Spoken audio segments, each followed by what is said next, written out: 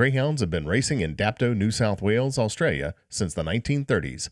Wayne Billett's grandfather was there from the start, and 3 generations later, Wayne is serving as acting CEO of Greyhound Racing NSW. He talks with us next on Greyhound Nation.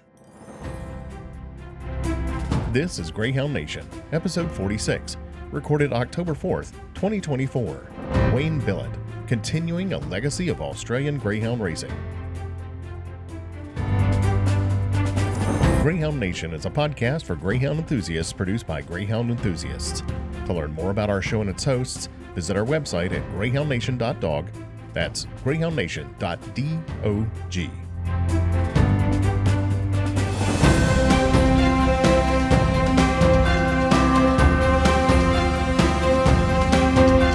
Hello and welcome to another episode of the Greyhound Nation podcast. I'm Michael Burns. Now, here's your host, John Parker. Welcome back, Greyhound lovers. Tonight's episode is another guest from Down Under. We're glad to welcome Wayne Billett, the acting CEO of Greyhound Racing New South Wales in Australia. Welcome, Wayne. Yeah, g'day, John. Pleasure to be on your show. Good to have you. You're as I understand it, a third-generation Greyhound man. Tell us a little bit about your family's involvement in Greyhounds and how you got started and so forth. Yeah, thanks, John. Many years ago, my grandfather trained greyhounds originally back in the early 30s and 40s and lived around the Dapto area where I still reside from.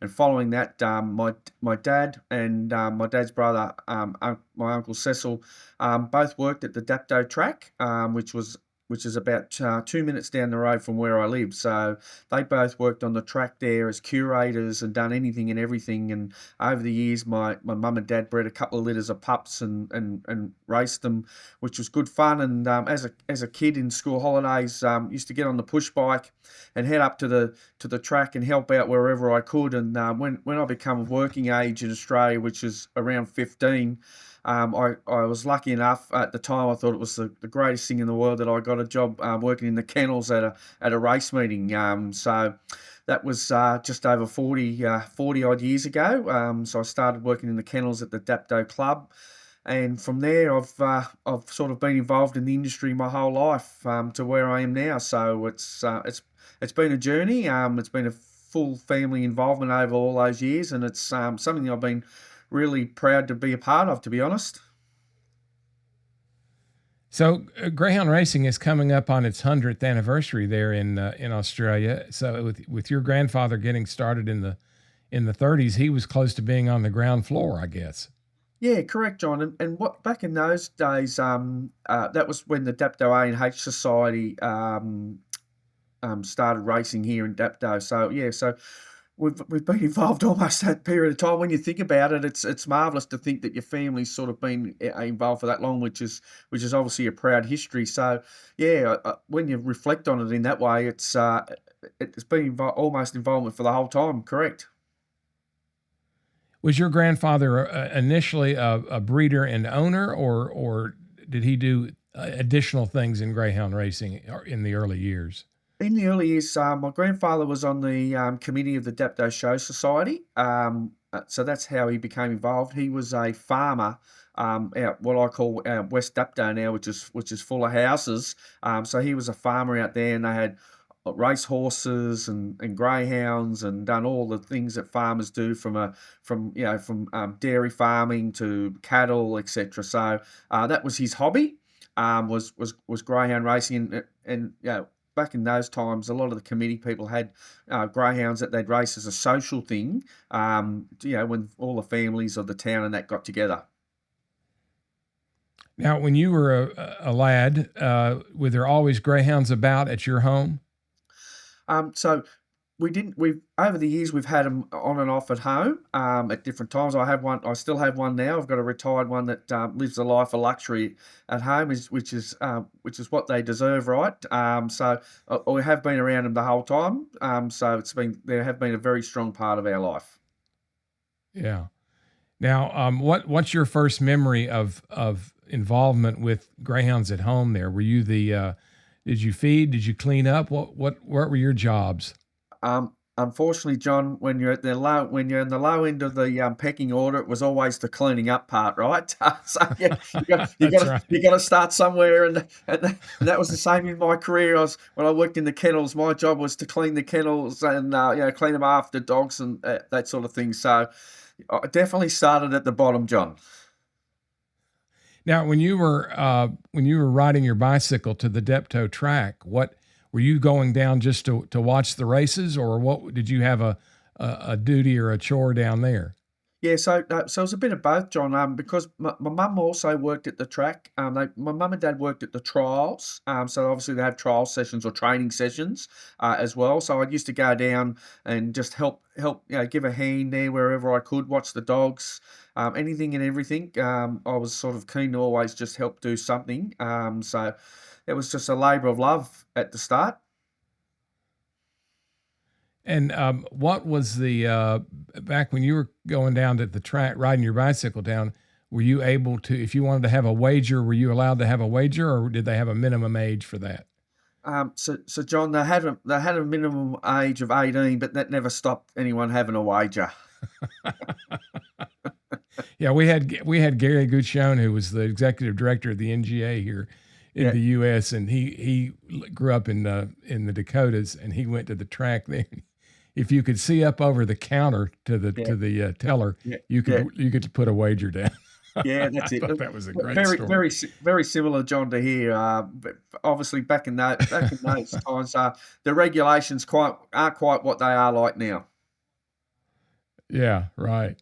So when you got that first job at 15, working in the kennels, was this in a racing kennel compound on the track property, or were you working in a somebody else's kennel?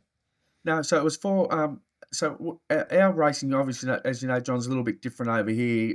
We don't have we do have some large trainers, but basically I was working in the kennels from from a race night point of view. So where people would bring their dogs in for their races. So you're putting dogs away, weighing dogs, doing all the things, helping people put the rugs on the dogs, that all that sort of race night activity stuff. So I was sort of just a bit of a general hand in that regard, just to, helping owners and trainers do whatever they could, to prepare their dogs for the race meeting. And was that in was this a daytime or an evening job? It was a Thursday. It was so Dapto raced Thursday nights for forever. But back in those days, they used to have meetings in the morning, afternoon, and night on a Thursday. So I used to work all three of those meetings, as most of us did on the staff then. So it was an all day thing and all night thing, John, back then. So was it one day a week, just Yeah. Thursdays? Yeah, so just Thursday for racing, and then also at different times, just depending on when I left school, which was I left school at 15. I used to, when required, I used to help out at the trials. They used to have two or trial sessions. They used to be Monday mornings and Friday mornings.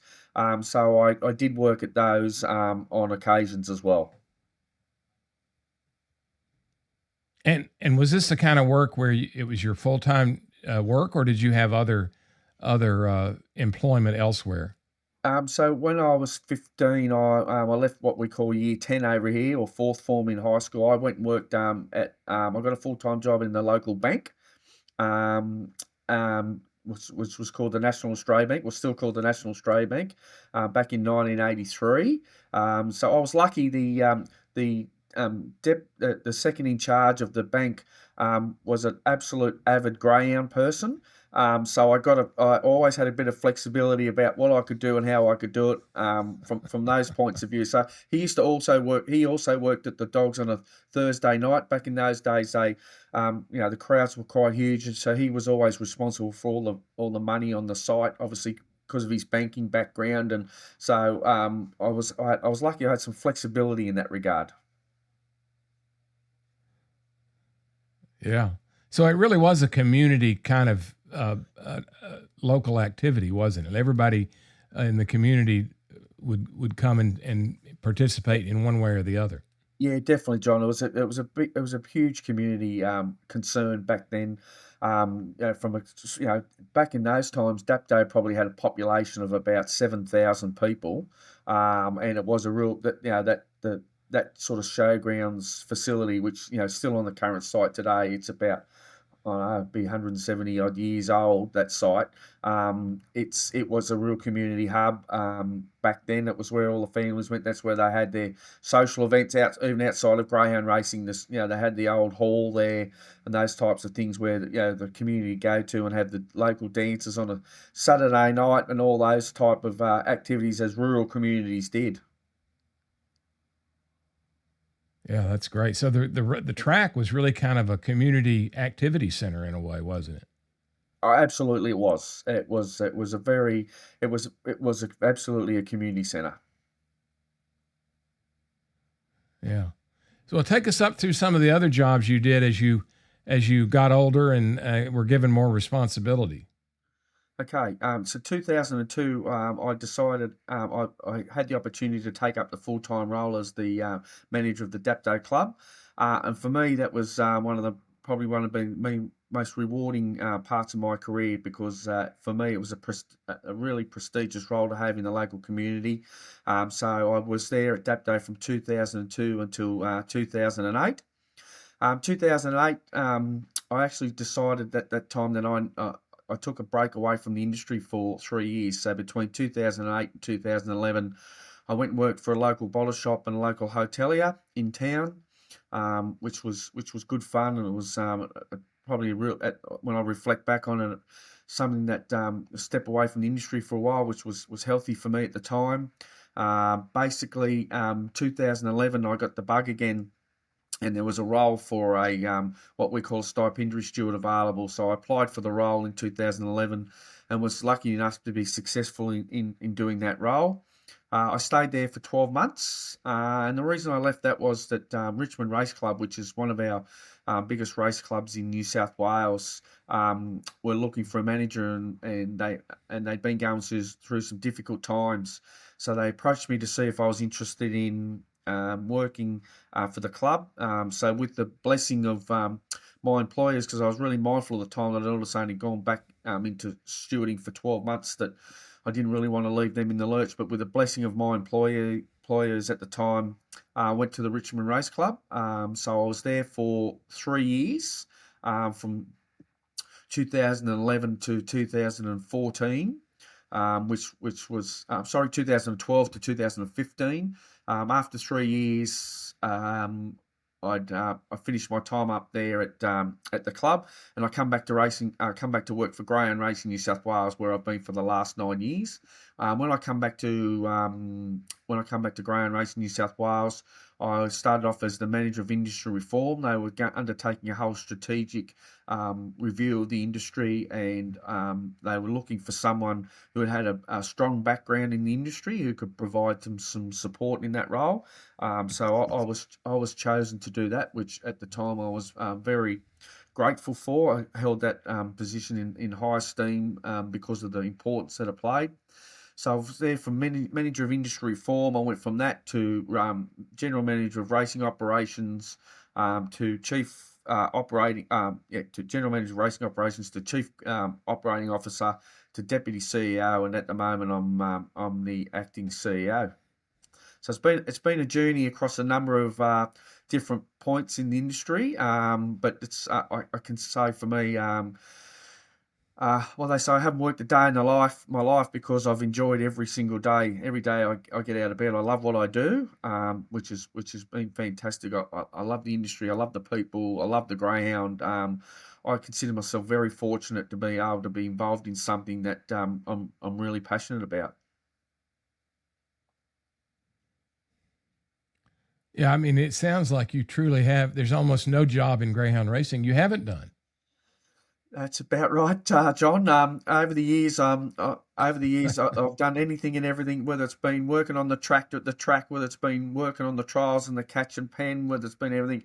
I was a lure driver, John, as well for about 2 minutes, but I was absolutely awful at that. That was one thing one thing I just could not get the knack of was just that lure. So I was pretty ordinary at that. I've had a go at everything. Yeah, there's not much that I haven't tried.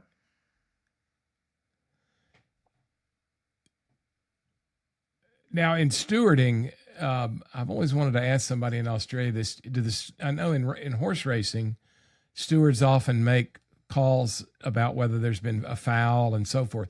Is the stewards in greyhound racing in Australia? Do they make the calls on whether one dog has interfered with another and so forth? Correct, John. That is their responsibility. So the steward's responsibility is from a race meeting. Their oversight is that they all, as you know, all the greyhounds are weighed prior to racing. When in Australia, they're all weighed. So the stewards have oversight of the weighing. The stewards have oversight of the identification of the dogs to ensure that the right dogs go in the right races. Then the stewards have oversight of the actual racing, as you say, whether greyhounds fouled or what we call marred or had interference, those sorts of things. So stewards are responsible for taking any appropriate action there. They're also responsible for any swabbing that takes place as well throughout a race meeting. They're responsible for watching the wagering trends and those sorts of activities. It's pretty wide and broad type of a role, but the steward's role it does have a lot of responsibility to it.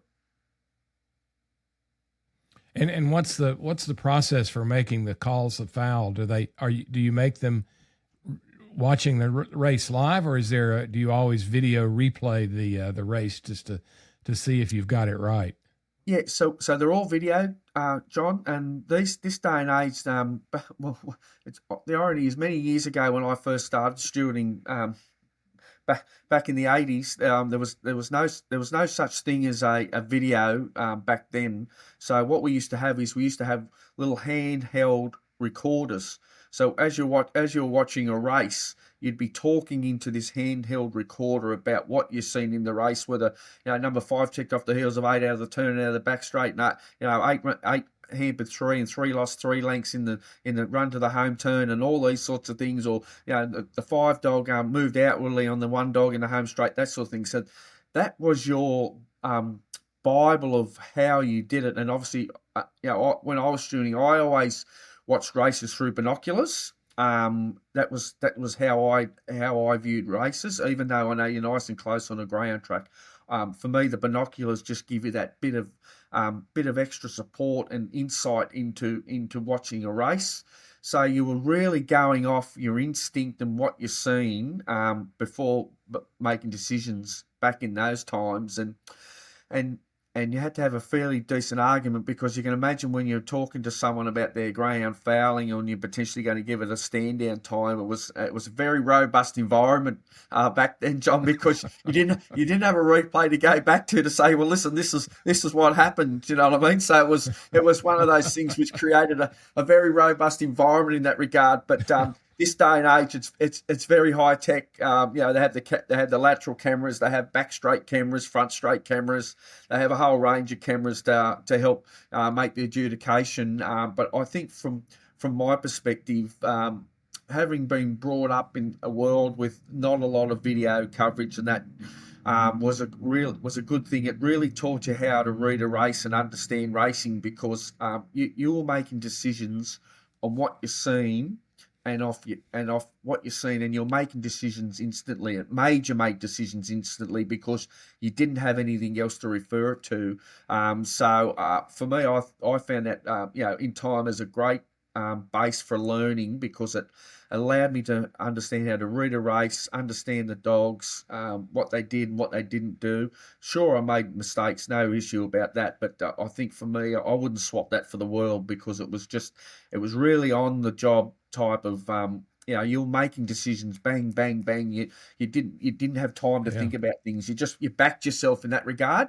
And so for me, I found that later on in life, I found that sort of base to be invaluable. Yeah, I can imagine. Now, is it an immediate notification system? In other words, is the owner or the trainer immediately notified at the conclusion of the race, your dog fouled and it's ruled off, or whatever the Yeah. penalty, Yep. the sanction may be?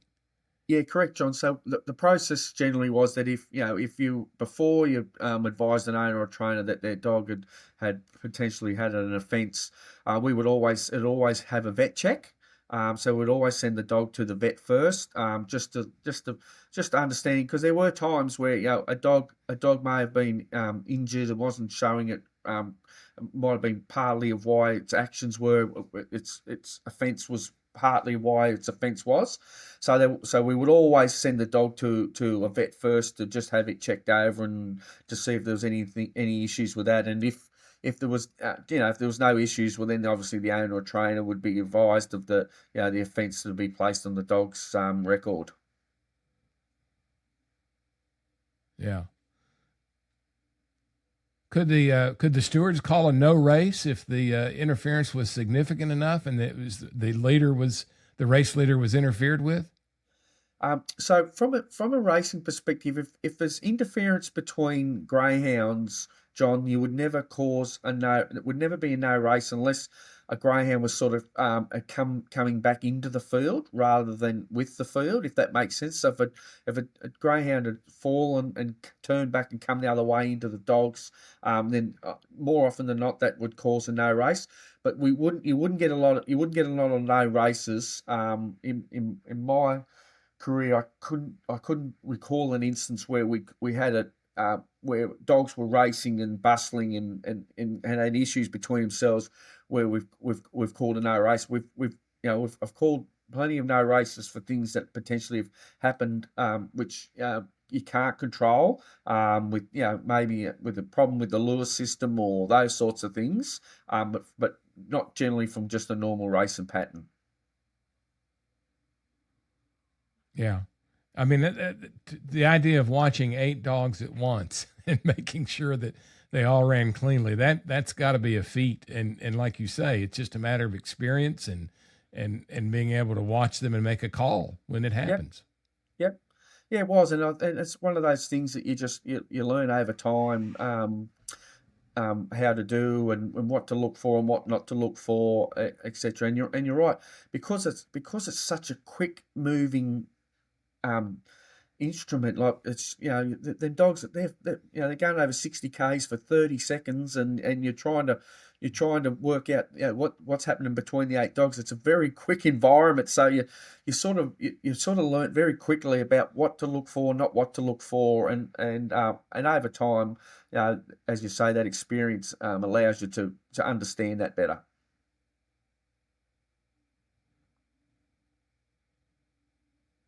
Now, is Greyhound racing in Australia, and particularly New South Wales, always been 8 dogs, or was it 6 dogs at one time?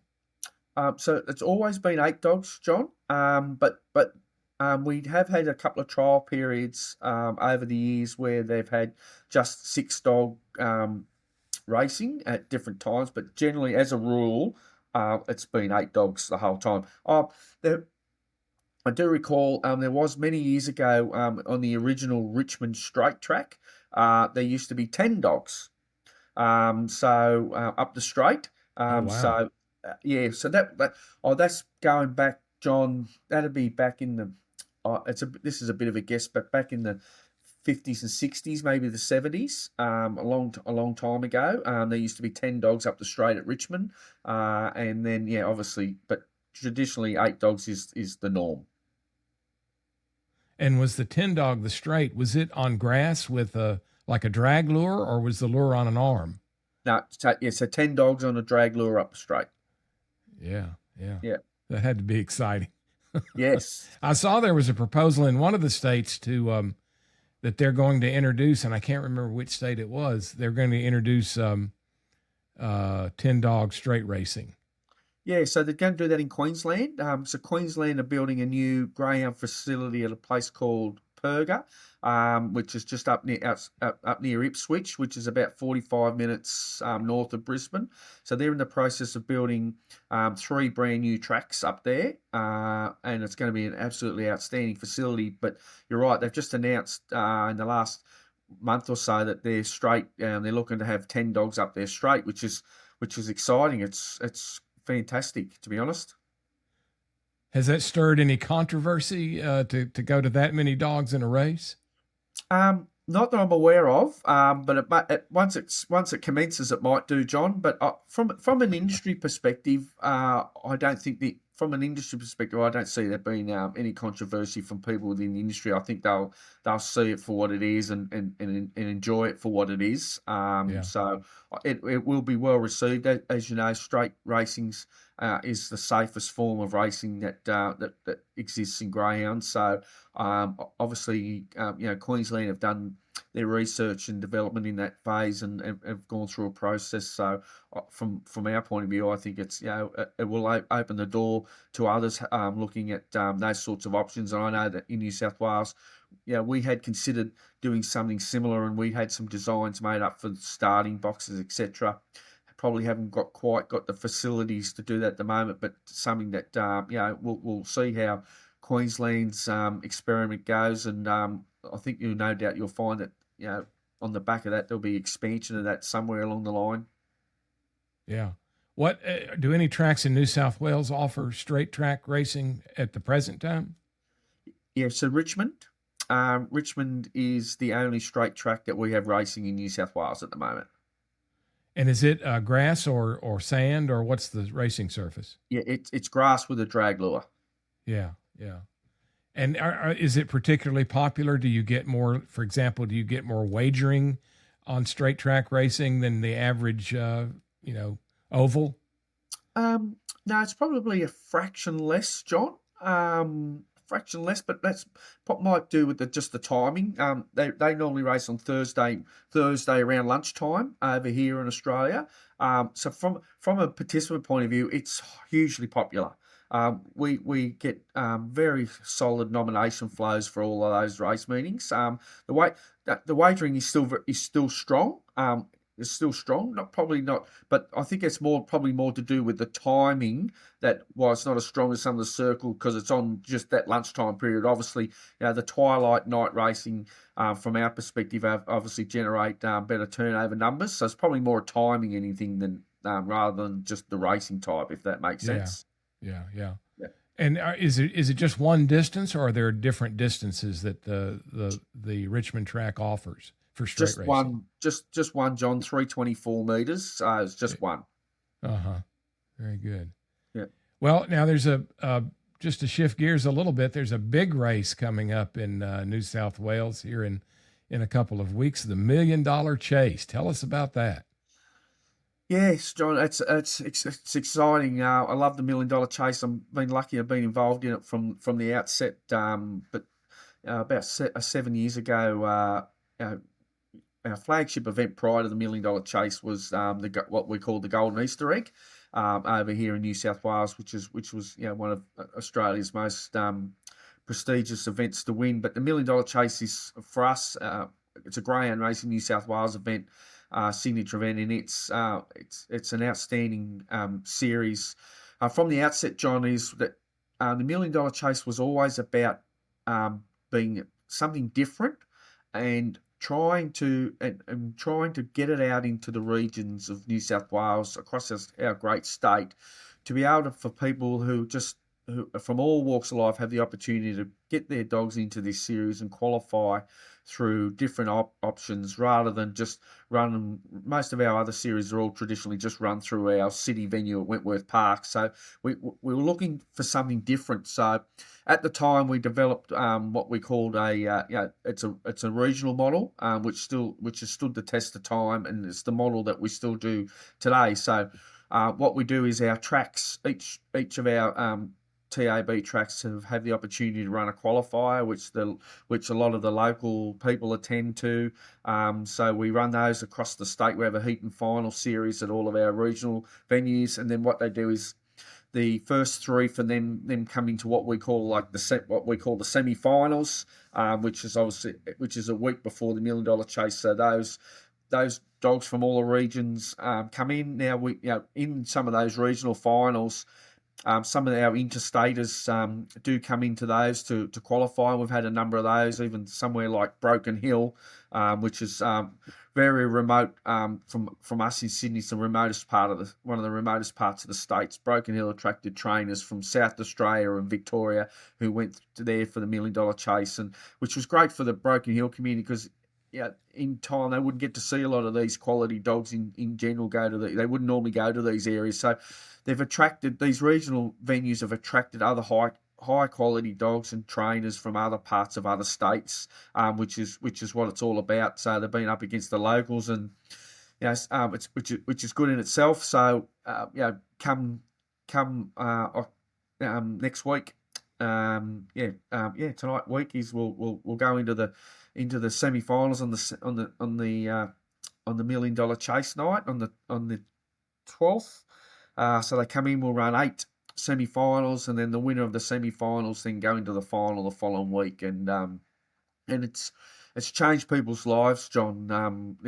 Some of the people that have won this race, it's changed them and their families' lives, and which made a real difference to people. So overall, for us, it's been outstanding. We've had the regional series. We've had big events that go along with it. The clubs put on their own show, and they've had the music and all like a country carnival, like a carnival type atmosphere at these events.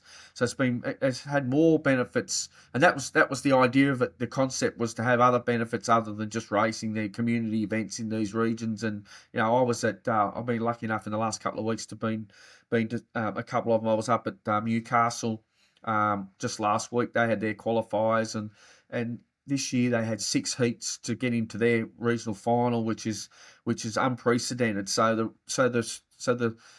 the attraction of it is still strong after this time, as you would expect. But it's still strong. It's even in the regional areas. I mean, I don't know the early numbers, but I would expect that this series that we're doing now, the nomination numbers have been really solid, and I wouldn't be surprised that we're not the best that we've had from a nomination point of view in the regions. So it's stood the test of time. The model we have tinkered with it a little bit along the way to allow other opportunities for qualifiers, where we've included other state events. And at one time we had a qualifier from an event from New Zealand to come in, but then COVID unfortunately got in the way of that at the time. So we are looking at different nuances to mix it up a bit, but the core of it, John, will always be is that regional type of approach where the local trainers get the opportunity to come into Wentworth Park. And last year we done a story on a lady that qualified at Broken Hill, and it was her dream to have a dog race at Wentworth Park. Well, her dog won the series at Broken Hill. They made the 17 or 18 hour trek to Wentworth Park a couple of days before. There was like a family holiday coming into the big smoke to take on the rest of the people in the semi-finals. Those sorts of stories are what it's about, and potentially that family wouldn't have had the opportunity to race in that caliber of dog, then opportunity.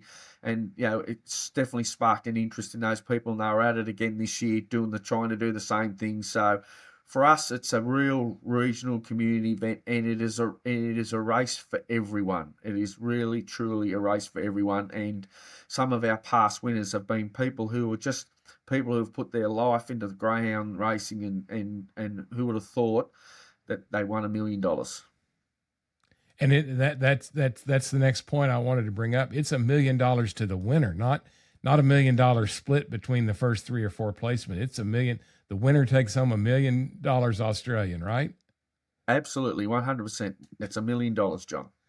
And if I'm not mistaken, does that make it the richest greyhound race in the world? It does. So it's the richest free entry race. Victoria have a race called the Phoenix, which is also worth $1 million. Their concepts are a little different than ours. They have what they call, it's a slot race, what we call a slot race here in Australia, where they have 8 groups who buy a slot for the final, and I don't know what that slot cost is off the top of my head, John. But so 8 groups or businesses buy it, and then they pick their own greyhound to represent them. But they race for $1 million in total. I think a slot's about $75,000 roughly to buy. So Yeah. it is worth $1 million, but it's a bit of a different concept. Yeah, yeah. I'm sensing the need for a match race between the winner of the $1 million chase and the race in Victoria. Has there ever been any discussion about that? If you don't know, I'm a big fan of the idea of match racing. I think we need more of it in greyhound racing. Yeah, you know what, John? I love match racing like you do. And at different times, so the thought at different times we have tried to get a couple of match races. In the past, we had like a greyhound here in New South Wales called Feral Frankie. And we're trying to get the winner of their race down there, but didn't work. In match racing over the years, it's had there's been a lot of it, and then there hasn't been much of it. There's been a bit of it, and then not of it. I think the best match race that there is at the moment that happens in greyhound racing in Australia is the what we call the State of Origin series, John, where Queensland and New South Wales have three races, an Origin series which is held in Queensland every year. The Queenslanders kindly host us every year, and what we do is we have four dogs represent each state in a 700-metre race. And then we have four dogs from each state against each other in a sprint race, a 500-metre race, and then the series is finished off. The decider, if you like, which everyone hopes you get to the decider, right? Is the match race. So each state picks their best dog, and they go one out against each other. And so it is truly. It's been some spectacular match races over the years, and that's probably the biggest match race that's on the calendar at the moment. Yeah. Now, is there regular wagering on match races, or are they exhibition only? No. So all of our match races wagering is attached to it. Yeah, yeah. So now, where does the money come from for that $1 million prize in the $1 million chase? Is it all provided by Greyhound Racing New South Wales, or are there sponsors or bookmakers, or what are the sources of the funds? Yeah, so it's a bit of a combination of both, John. So we have a great supporter of our $1 million chase series called Entain, the Entain Group, which in Australia is better known as Ladbrokes.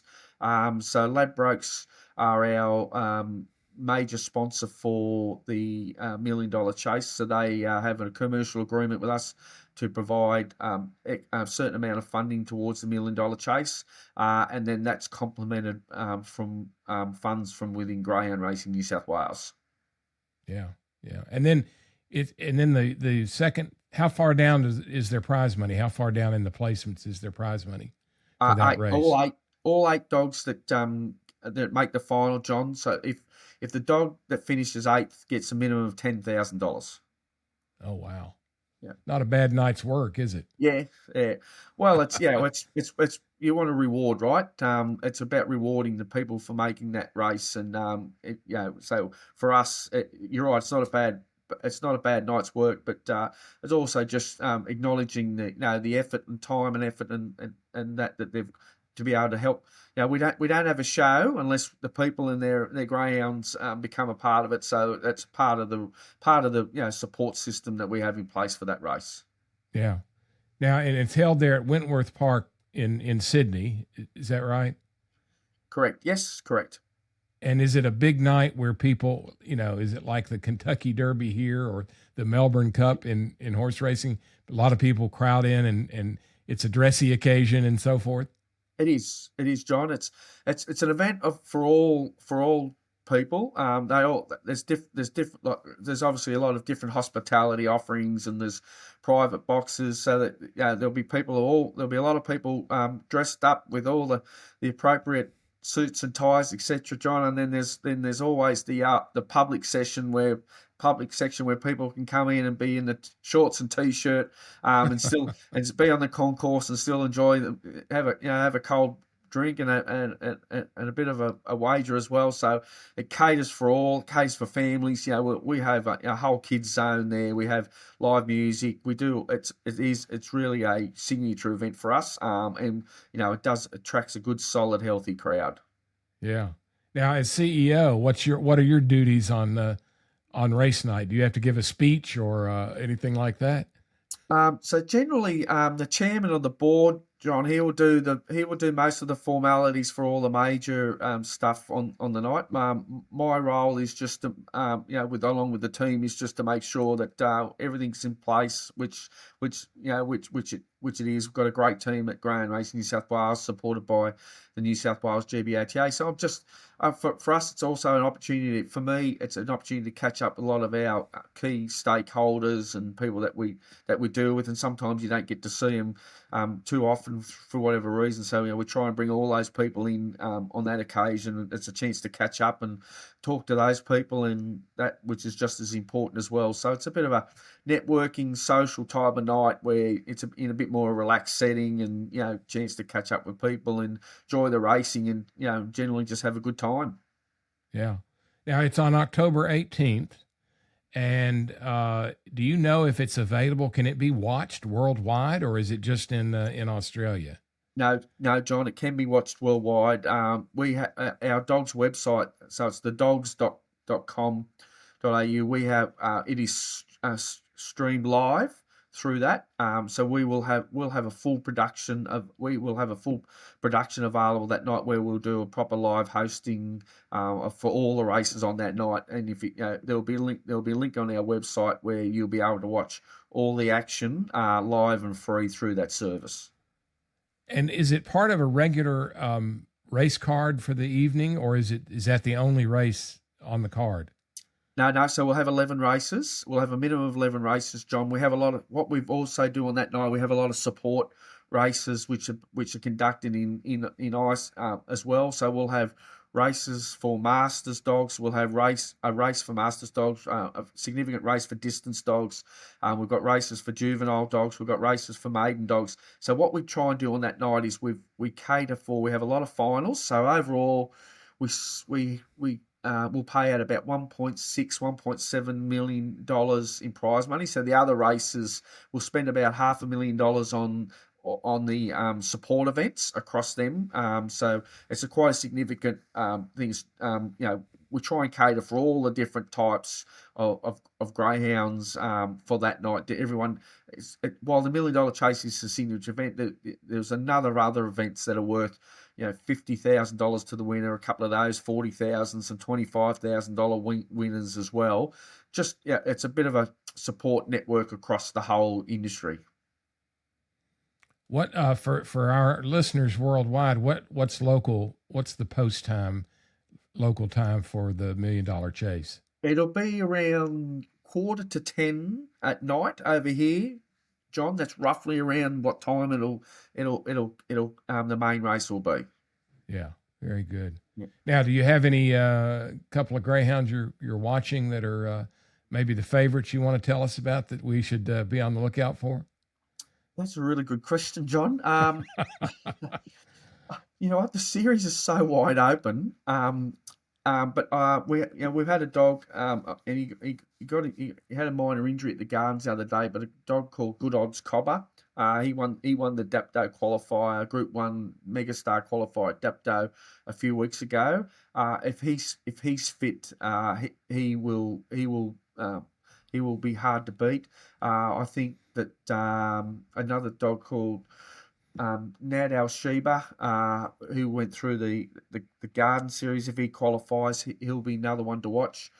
But across the board, it's probably very even, John. To be honest, we've got early in the series we had some high quality greyhounds from Victoria qualify through our Temora series and that. So we've been very lucky that the cream's certainly rising to the top for the semi-finals for next Saturday night. So I know that the markets, they've been doing some early markets, the wagering partners, and they've sort of been changing a bit. They've been pretty dynamic with how the series has been unfolding. So it's very open. That's great. Now, in the past six races, $6 million chases, has one gender or another dominated, dogs versus bitches, or has it been about even, or who seems to be the dominating gender there? That's a good question. I'm going to answer this off the top of my head, John. My view is that the males have the male dogs, Good Odds Arata, Handsome Prince, Those sorts of dogs, and McInerney have all been most of them have been dogs. So I would say that the majority of them, I'd reckon out of the it's probably 4 dogs, 2 bitches off the top of my head that have probably won it. Yeah, yeah. Now, if a dog that wins $1 million chase, are they almost certainly going to be bred at some point? Yep. Yeah, so Good Odds Arata, McInerney, Handsome Prince, those dogs have all gone on to have stud careers. So it certainly doesn't hurt by winning an event of that caliber. You know, here in the U.S. with the Kentucky Derby, a lot of the horses that win it, they are then retired to stud immediately. You know, they don't race again. Is that the case with the greyhounds that win the $1 million chase? Generally, no, John. Interesting enough, they tend to keep racing them, which is great for our sport because what better way to what better way for us, these trainers, they take their dogs to other venues and what they can go and watch a dog that's won $1 million in the last week or two, the last month or so. So we're very lucky in that regard. I mean, that they continue to keep racing generally as a rule. So I think that's where our sport's a little bit different in that regard. Yeah, yeah. Do they typically do they have a publicity tour after they win where they appear on local TV shows or sports shows, that sort of thing? Yeah, they do. So we do. We generally have some follow up straight afterwards. After the next couple of days, there's the ongoing celebration, if you like, of those dogs celebrating their feats in different sports shows across the country and through newspaper articles and publications. So yeah, there is still that does flow on after that for sure. Yeah, you know, I've got to believe. I'm always saying that I really think that the greyhounds ought to be promoted as stars of the show to the extent possible, and I think it's also good for, greyhound rehoming. It lets people see a greyhound on television away from the racetrack, just what they're like. They're great dogs, they're calm and so forth, and I think that's a great way to promote both the sport and greyhound adoption. I think you're right, John. I think isn't that from our perspective, and you probably see it over in your part of the world, is that's the biggest challenge, right? For greyhounds, the breed itself is people to understanding of what absolutely beautiful, calm animals they are. There's this perception about them, which is it's about all of us working together to break down those barriers. And when people, I've been to numerous adoption events here in New South Wales, John, and we've been at fetes and markets and all types of things, and you set up your stand, and you have the dogs there, and people are coming over and asking, oh, is it okay if I pat them? Are they okay to pat? And once you break down that initial bit of not that initial hesitation, then they understand. People understand. Oh my God, how friendly, how beautiful these dogs. So from an industry point of view, is we've done a lot of work as we have everywhere. But that is the thing that we really need to continue to work hard on is just breaking down those barriers, because John, and I know, we all know, but there's a lot of people who don't know, and humans just have perceptions about things rather than reality. So it's about just breaking those barriers down, and those events, those shows, and kids can come up and they cuddle them and they kiss them and they do all the things, and the mums and dads, and once they understand that they can pat them and they are just an adorable animal, that's really important from our industry point of view, is to continue to break those type of stereotypes down. Yeah, yeah. Well, this is a good point to segue into greyhound rehoming. And Australia, New South Wales, and Victoria particularly have been kind of the groundbreakers in the international rehoming over here in the U.S. and Canada, and we've always enjoyed having the Australian greyhounds come over. What's Greyhound Racing New South Wales's commitment, so to speak, for the international rehoming for the coming years? Oh, John, we're on board. we're totally committed to the US rehoming program, and we're really grateful for the support and that from people like yourself from on that part of the world to enable us to be a part of that. As you said, Victoria commenced it, and we've been lucky enough to be involved now for the last 18 months or so, and we've sent upwards of near over 660 dogs, getting towards near 700 dogs to the US now, and we're totally committed to the project.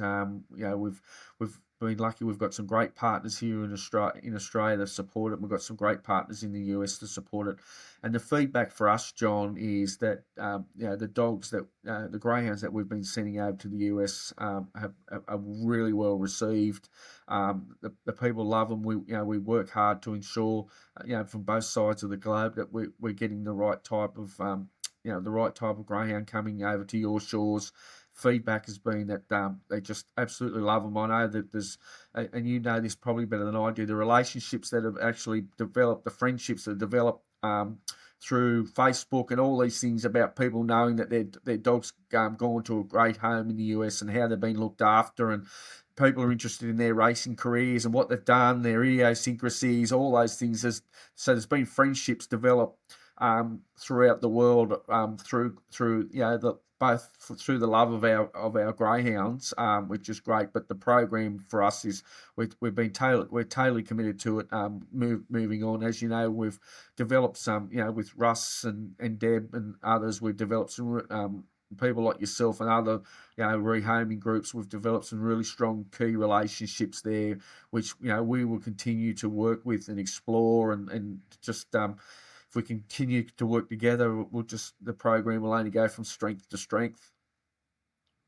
You've got as I understand it, you now have a rehoming center there that's dedicated entirely to the North American, I should say, rehoming effort. Tell us a little bit about that center and what's being done there. Yeah, thanks, John. I think this is just the commitment of how the program's evolved over the last 18 months to 2 years. Is that we sort of had a bit of a not ad hoc approach, but it was sort of we had a lot of moving parts, and trying to bring all the parts in together for such an important program was key. So we've repurposed. We've got a facility up on the Central Coast in New South Wales at a place called YE, which is a site that Greyhound Racing New South Wales owns. So the decision was made to repurpose it into just our US part component of the program, where the dogs will come into that facility. They're given all the appropriate training, all the appropriate medicals, all the things done in one spot, which just makes it, just from a logistic point of view, really important for us to be able to just have that better control over logistics, etc. I mean, the team were doing a great job before, but I think that just shows our commitment to the program, that we see that we're in this for the long haul. But it was important for us to do that, was to have a central location where we could do that from. So we're working with our partners. That facility's been up and running probably about 3 weeks or so now. It's almost at capacity. We've been working to capacity there. So it's a purpose-built kennel block, and it'll be purpose-built with the other components that need to go to just to get the dogs in the right frame of right, suitable for traveling and those sorts of things. That facility used just for all those type of things. So it's for us. It's a big commitment, but something just shows that we're in for the long haul, and something we're excited about, and we've got room to expand the site there too, John, to develop it further into something bigger and better. Which over time no doubt will happen, but for us it's an important first piece of getting this program right. What's the current capacity? How many greyhounds can live there now, and then what do you think will be the future? So we've got 58. Capacity's 58 on site there at the moment, John. We have the ability to double that for another 58. So we've had some plans. We've already had a lot of plans, etc., drawn up to do that. So that's a work in progress in behind the scenes. But so we're looking at our options in there and see how the first lot goes, but we've definitely got the opportunity to expand that if needed. Yeah, that's great. That's great. I think the demand here in the U.S. and Canada will definitely continue. We're grateful to our Australian and our Irish friends, and now our New Zealand and our British friends, because with the shrinkage of the American racing community down to 2 tracks, we would have had a lot of families left without the ability to have a greyhound as a pet. So it's been it's been a win-win really for both the other racing countries and for our American adopters. Yeah, I agree, John. I think I agree, and obviously in your part of the world, it's a challenging environment from a greyhound racing point of view, and we've had some of those challenges ourselves in Australia, to be honest, as well. Do you know what I mean? So it's if we continue to support each other, well, then we can ensure that our great sport continues to survive and thrive. Now, on the subject of adopted greyhounds, I understand you have one. I do, John. We've got Boo, who lives the life of luxury in our our household. So I do. She's a very important part of our family, and we do. So and obviously my with some of our other family members, my in-laws and others have seen the difference that the greyhound can make. So we've got other family members who've also adopted greyhounds, which is good. They are the best pets, John. And the name is what? What was Boo. your Boo? Okay. B-double-O. And is he or she? It's a she. And is she? Did she have a family connection, or how did you come by her? No, we. It's interesting, John. When I talked about the perception of greyhounds before, so we've had Boo for 6 years, and I've got my youngest daughter's 11, and has always had this bit of a thing with dogs. Just wasn't real confident around dogs. So we had a local adoption day up at the Dapto showground. So my wife Amy took my daughter Bronte down. So come on, we'll go and have a look at the dogs. And Bronte was a bit trepidatious about dogs, but went to the day. Bronte went around, seen the dogs, and just fell in love with Boo. So that's how Boo became into our house, John. So it was a good thing, because as I said, Bronte was a bit standoffish about dogs, and that she was 5 at the time, and it was a match made in heaven, John. Yeah, sounds like you've got a 4th generation greyhound person. Yes, in development there. Yeah. Yeah, so my son James, he works at the Dapto track, ironically, John, and he's 15, so he loves it as well. So and I've got a couple of my other elder kids have at different times have worked at the Dapto track over their time, going through school and TAFEs and unis and all that sort of stuff. So we've had a pretty strong family connection over the years. Has there been any lobbying to add a second pet greyhound there in the Billett home? No, there hasn't, John. My wife has Welsh ponies. Yeah. So the Amy has a couple of ponies which she's into. So so there might be some lobbying, John, but it hasn't been successful. Well, don't worry, there will be. Yes. Here in the U.S., we say we call it the potato chip syndrome. You can't stop with just one. It's interesting, John. A story. I was attended an adoption day at Heathcote, which is just south of Sydney. A few weeks ago now, we had a couple come there who looking for a dog. They've been looking for a while at a greyhound, and they were from down the south coast of New South Wales, and they were just desperate to get one. Just to start off with, well, just to your story, they actually got 2 on the day, because the wife loved one and the husband loved one, so they couldn't. So they couldn't decide, so they took them both. That's a not uncommon phenomenon. We see that happen from time to time.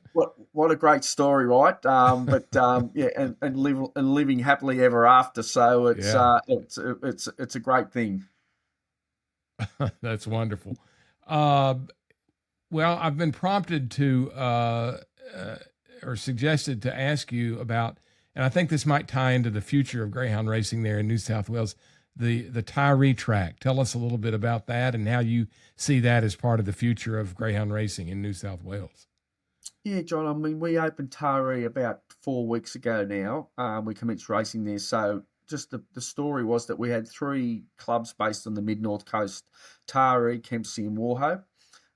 Three volunteer organisations, and all very different in their own right.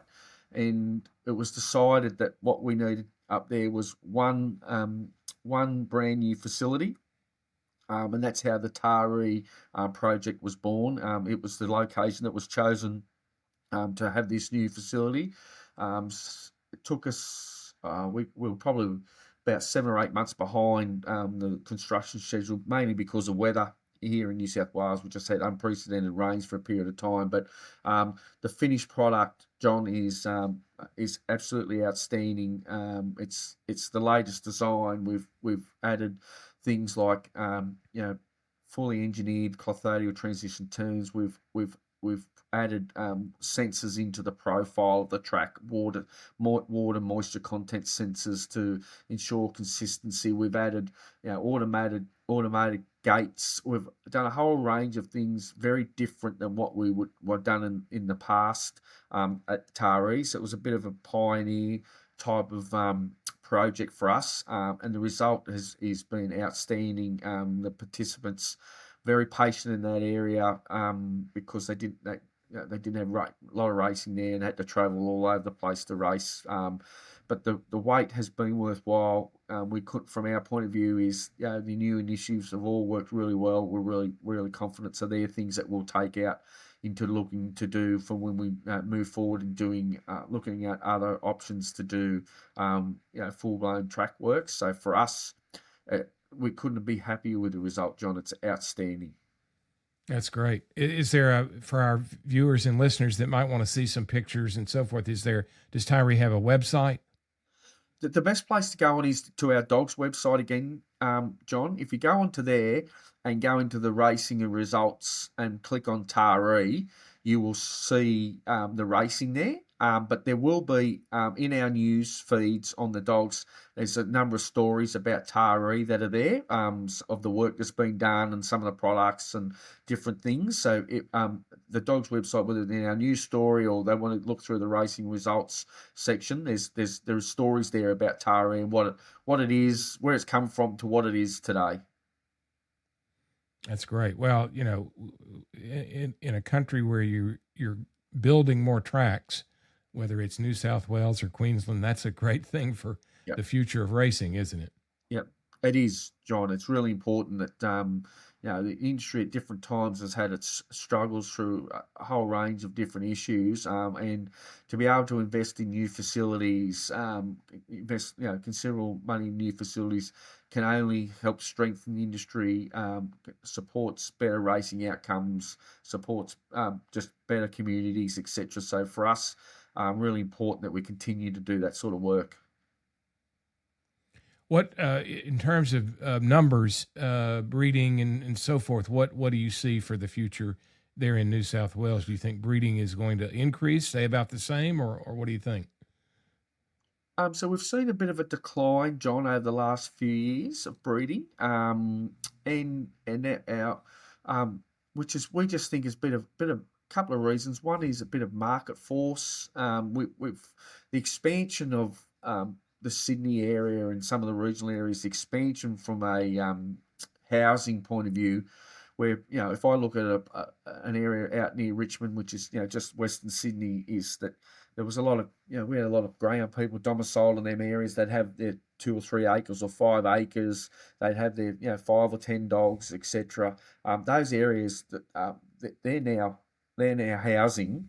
So that's just changed the dynamics and the demographics of our people and where they live and the affordability of Yeah. where they can live now. So some people have moved to regional New South Wales and set up, but some don't, John. Some just say, well, that's my time and move on. So we've seen a bit of a plateau in the breeding, to be fair. So But the numbers are still quite sustainable for us, for our point of view. They're still sustainable. We've reshaped our racing program to fit the sustainability model of it moving forward. So we sort of seen that the market's sort of leveling it out to where it needs to be, and which is in New South Wales is around that 3,200, 3,500 pups born a year. Is roughly where that sits. For us, that's sort of sustainable, and we see it sort of sitting around there. There'll be the odd ebbs and flows through all different market forces, but that's sort of where we think it'll sit. Yeah, yeah. Well, I've predicted, and I'll repeat that prediction. I think Australia is going to become the greyhound capital of the world. Yeah. There's just the innovation, the support of rehoming, the emphasis on welfare. You guys are doing it all right from our perspective. Yeah, thanks, John. It's been an interesting challenge in that regard. And you're right. All the states across the country are all very focused on those things that you just mentioned. Is improvements in welfare, improvements in rehoming, improvements just across the board. Education and training for participants. There's no stone left unturned to ensure that we're providing the support across the whole network of greyhound people. It's not just about the racing, as you say. It's the welfare, it's the rehoming. It's the 360 model, which will. It's something we'll never stand still on because you can't, because you're going to continue to improve in that space. But we've made some considerable changes and in there, and and we'll continue to do that. Yeah, there's a new phrase. I'm sure you've heard it. Any activity dealing with animals, especially sport, you got to have the social license. You got to have the acceptability by the public in general, and you've got to show that you're doing right by the animals. And everything I see about Australian racing to date is you've got the license. Yeah, and that's right, John. You're right, and that is a really important part of it, which is something which has developed in the last 5 to 7 years. Right, that's become a component that wasn't really considered probably as part of what we do, even though there was a lot of that going on, but it just wasn't probably recognised in some way, shape, or form. So it's been about bringing the good things that we do to the fore and to the people that need to understand about what the industry does do from that perspective, and then developing that in a more formal setting and framework, just to so people understand, as well as I do, John.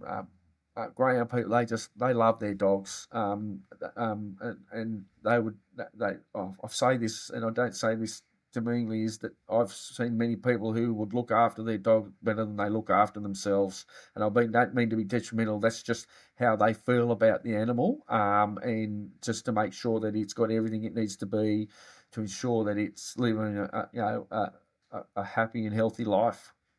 Yeah, absolutely. Well, whenever we have when we draw short on time, as we are approaching our time here, especially when I have a long time multi-generation greyhound person, I like to have a little fun.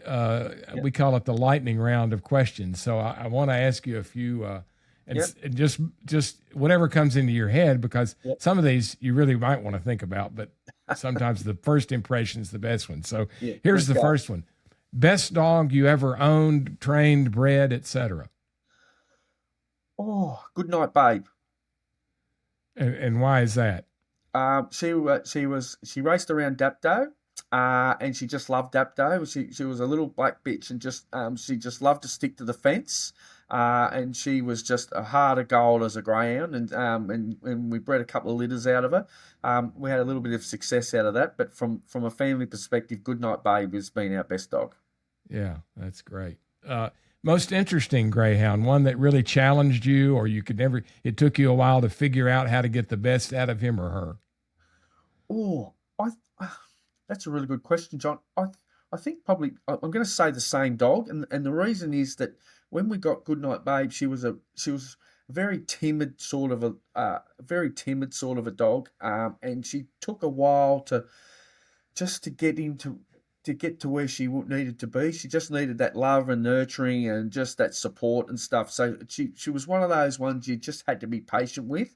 And a lot of people sometimes at different times don't have that patience. So she was one of those, and that's probably why I named her off the top of my head, because she just stood out because of her characteristics. In the end, she was just a beautiful dog all around, but she had her challenges early. It was just working out those idiosyncrasies. And once she Yeah. did that, she became a part of the family, right? Best racing greyhound in Australia in your lifetime? Flying Amy. What was special about her? She was a Queensland-based dog, John, and when she started racing, she won like the first 15 or 16 starts in a row, and she just had the most impeccable box manners. She could just get out of a set of boxes unbelievably, so consistently, and I was privileged enough that when I was working at Dapto, they had what they called a shootout. So they got the 4 best dogs from the country to come to Dapto for this shootout. So there was Flying Amy from Queensland, and there was a dog from Victoria, and a couple of dogs from New South Wales at the time.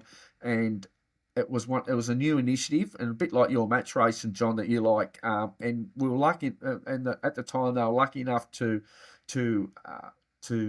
get the dog called Flying Amy, and she just had a sensational following back then.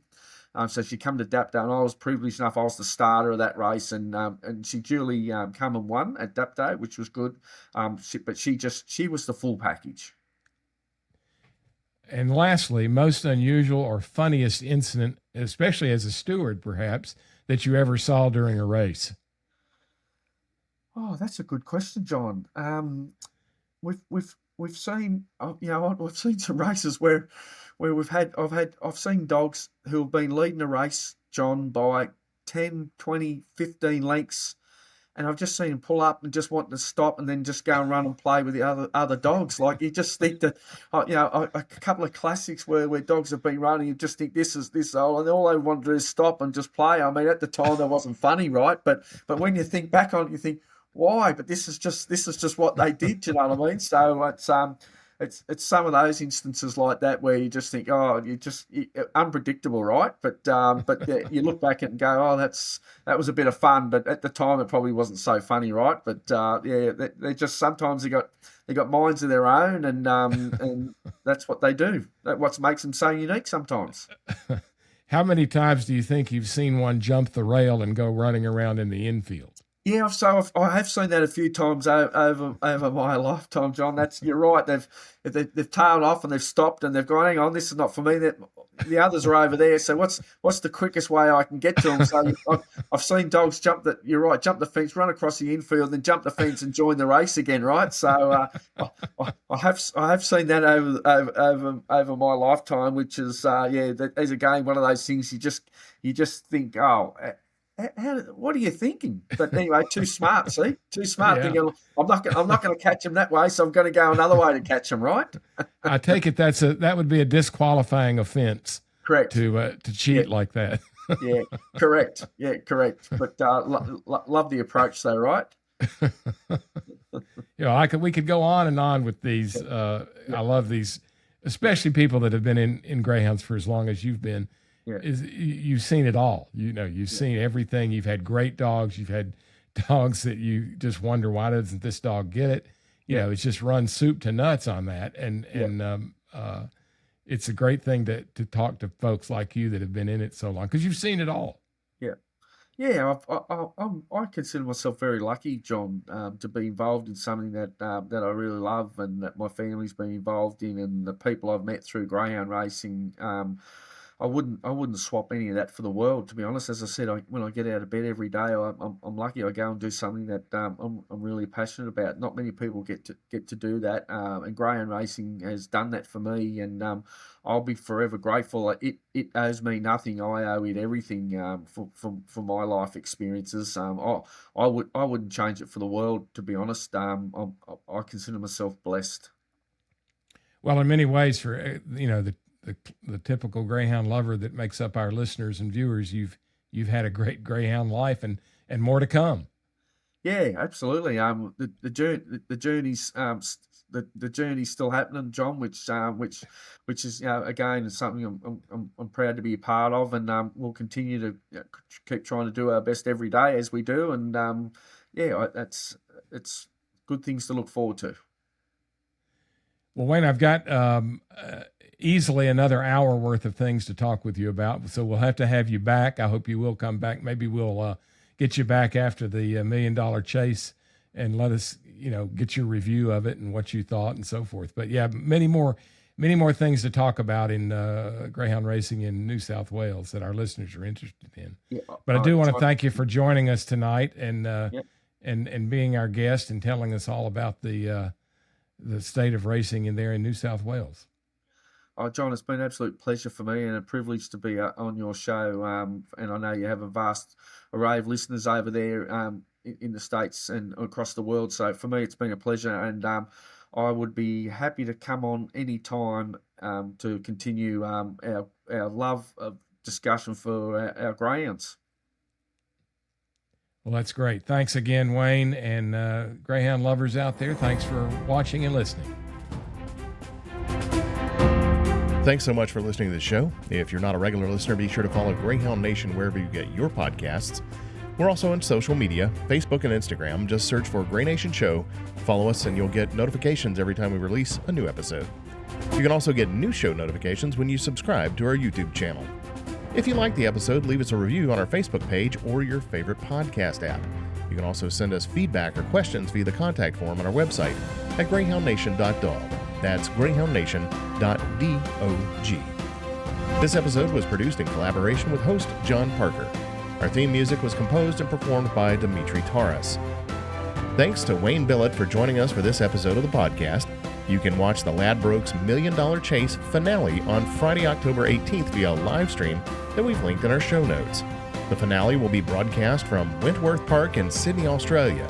If you'd like to learn more about Wayne and the work of Greyhound Racing New South Wales, visit www.thedogs.com.au. I'm Michael Burns, and you've been listening to Greyhound Nation.